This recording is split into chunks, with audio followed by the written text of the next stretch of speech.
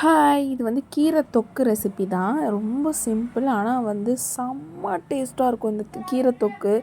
ஒரே தடவை நீங்கள் செஞ்சு சாப்பிட்டு பார்த்துட்டிங்கன்னா, அடுத்தடுத்த தடவை நீங்கள் அரைக்கீரை எப்போல்லாம் வாங்குறீங்களோ, அப்போல்லாம் இந்த கீரை தொக்கு தான் செய்யணும்னு நினைப்பீங்க.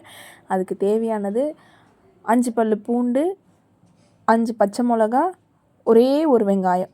அதில் பாதி வெங்காயம் கூட எடுத்துக்கோங்க. கீரை அளவை பார்த்து எடுத்துக்கோங்க. இப்போ நாங்கள் ஒரு 3 பேர் சாப்பிட்றனால ஒரு வெங்காயம் போதும்.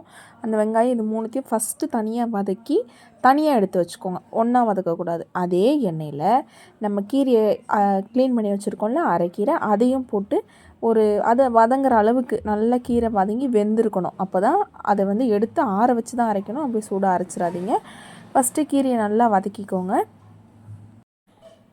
நல்லா வெந்த பிறகு தான் நீங்கள் ஆஃப் பண்ணணும். அப்படியே ஆஃப் பண்ணிட்டீங்கன்னா கீரை டேஸ்ட் இருக்காது. இந்த மாதிரி செஞ்சிங்கன்னா நல்லா க்ரீனாக இருக்கும். பார்க்கவே அட்ராக்டிவாக இருக்கும்.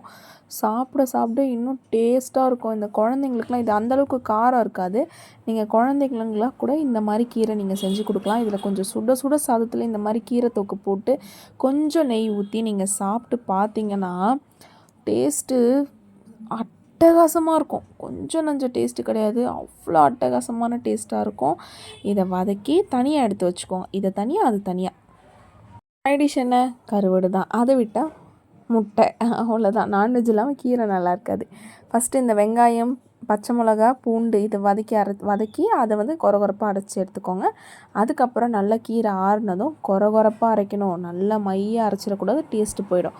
கொரகொரப்பாக அரைச்சி எடுத்துகிட்டு நல்லா தாராளமாக எண்ணெய் ஊற்றி கடுகு உளுத்தம்பருப்பு போட்டு காஞ்ச மிளகா ஒரு 4 காஞ்ச மிளகா போட்டு அப்படியே தாளித்து கொஞ்ச நேரம் மூடி போட்டு வச்சுருங்க.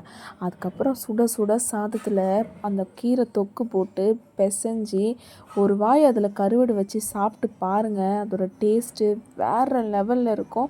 வீடியோ பிடிச்சிருந்தா லைக் பண்ணிவிடுங்க, சப்ஸ்கிரைப்